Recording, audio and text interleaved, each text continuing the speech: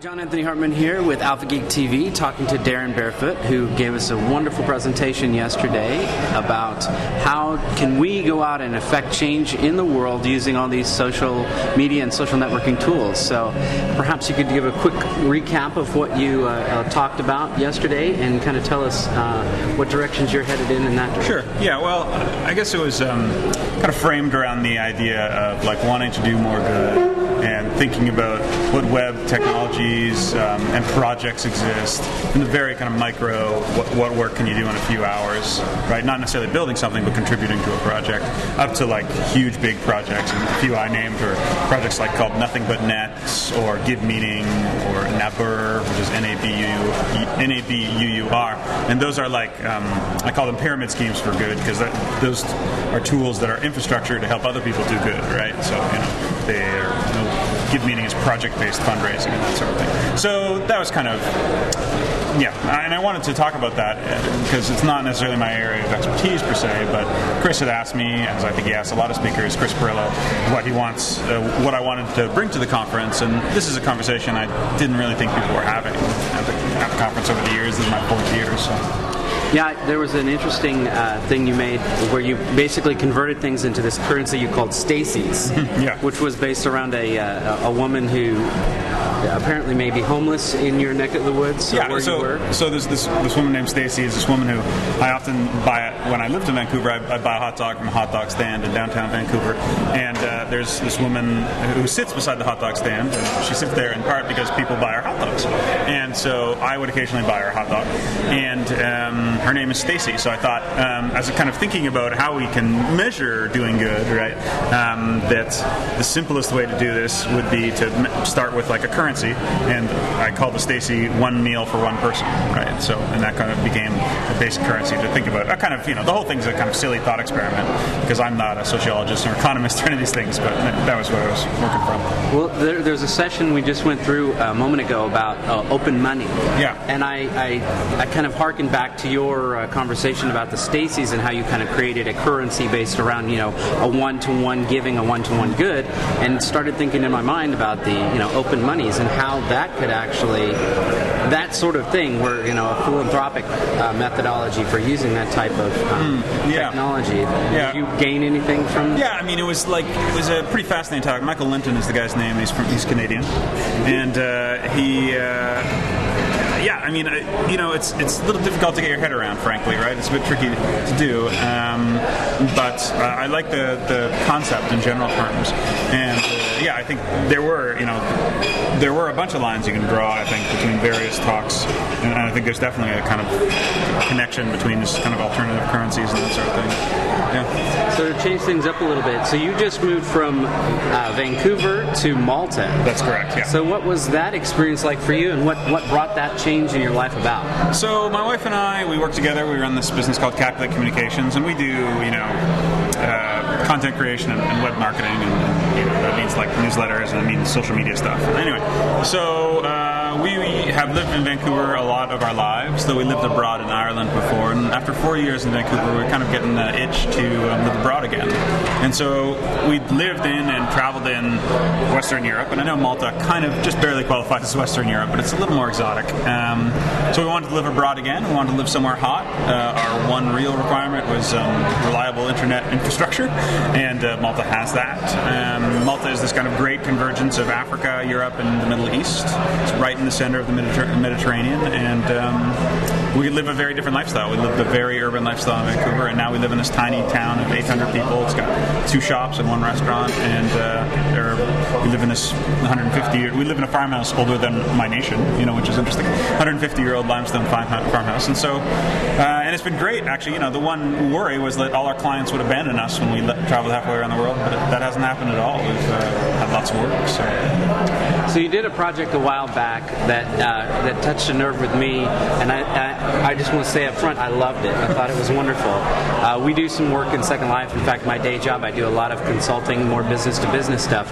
But you did a website called Get a First Life. Right, yeah. And it was basically a graphical mock-up of, get out out and engage in the real world. And I was wondering if you could share with us your experience and kind of what brought that to fold. And Yeah. To be honest with you, in retrospect, the satire wasn't as graceful as I would have liked, because I was personally responding to the kind of incredible media hype around Second Life at the time, and the kind of over-enthusiasm that corporations were undertaking, corporations of all sorts, particularly people in my industries, PR and marketing agencies, were taking and diving into Second Life, right? And so those are the kind of things that I wanted to poke fun at, but my satire turned out to be slightly more generalized than those kind of particular targets. So if I'd had to do it again, I would have made something slightly different probably. But those are the things I kind of wanted to poke fun at and get people to think about. And I'm not anti-Second Life, and I think virtual worlds like Second Life are totally the way of the future and are going to be centrally important to what the internet looks like or what Facebook looks like in a few years. I just thought, at the time, everybody needed to step back a little bit and say, hang on now, this is not the Holy Land quite yet, I'm glad we're thinking about these things, but I've always kind of been a bit of a cynic or a bit of a skeptic too, and so Yeah, you've got what, iFatigue? iFatigue. iFatigue. And that was just again, a response to the breathless reporting about all things related to iPhone over the past couple of months. And it's ironic because we have a client who launched, kind of iPhone-related service that was totally unremarkable. They won't mind me saying that. But, they got a ton of coverage. We got a ton of coverage for this. So the whole reporting around iPhone over the past few months, the amount of attention received. And of course, I'm a frustrated Canadian who can't get one for months as well. So there's that. Yeah. So you're finding that by using a humorous edge, you can drive and garner some traffic and engage a conversation around, what's hype and what's real. Yeah. I mean, some guy called me, said to me, I don't know, at some conference recently, that Get a First Life, it's total link bait. And I think, I think there seems to be some sort of, Zig has manufactured this notion that, anything that gets attention is link bait necessarily. And so my interest in creating those sites is not necessarily to drive traffic per se, because I make a lot of them. Well, I don't make a lot of them, but I make some that don't get much traffic at all, right? And it's kind of it's educational to me to see what people respond to and don't respond to, and what becomes a kind of successful meme and what dies on the vine, right? And so and I learn a lot about marketing through which ideas work and what the patterns of traffic are, and where the traffic comes from, and all this. I love the stats and the analytics and stuff. So, and I think also there's not enough humor in technology. There's not enough humor in this.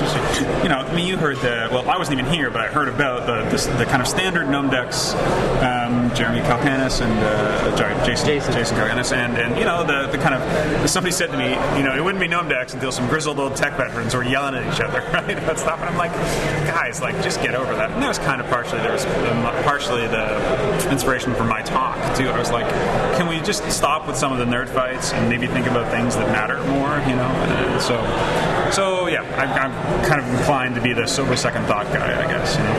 Yeah, we've had some interesting experiences here ourselves with kind of pushing the limits with this whole live streaming thing. Oh, yeah. And an inadvertent passing, people were like, "Oh, that's live." And, the rules of engagement, I think, is one of the things that I want to pull out of this, and is partly going to be a big part of when we produce this thing down. And actually, I think I want to sit down and I want to write out rules of engagement. What is a socially acceptable means? Yeah. Do we need to have a red light on the top of the hat? Well, have, that was a really interesting point you made, and to be honest, to be frank, Justin TV was a lousy speaker, and he didn't seem very thoughtful about what was going on. But I think it's really important, right? As the world shifts toward this, everything always live all the time. I know people who, I have female friends who have stalkers, and they're very specific about the fact that, they don't want their photos online, they don't want their images online, that sort of thing. And that's a kind of extreme example, but it's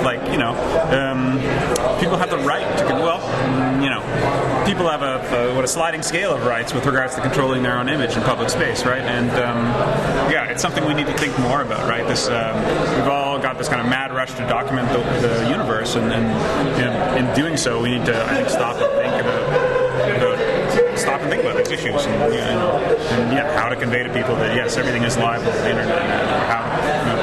Well, one of the conversations I keep having in my brain is, well, what's, I know psychologically, mentally that there is a difference, but what's the difference between you and I having a conversation and then I go and I blog about it? Mm-hmm. How does that evolve to you and I have a conversation, I take a Flickr photo, or I take a picture and I post it to the Flickr? Yeah. How does that convey into we've recorded video and it's on a tape, and then how does that go into live? Yeah, well, there's a fundamental difference between your blogging about it and those other things, obviously, right? Because that's being filtered through this subjective medium of your brain as opposed to the objective medium of the camera or the audio recording, right? So, for example, I just quoted somebody who said it wouldn't be Gnomedex until some veterans were yelling at each other. Yeah. So that was somebody who is at the conference who said that, somebody who's a friend of mine, somebody who blogs himself, and somebody who probably wouldn't mind my naming him, right?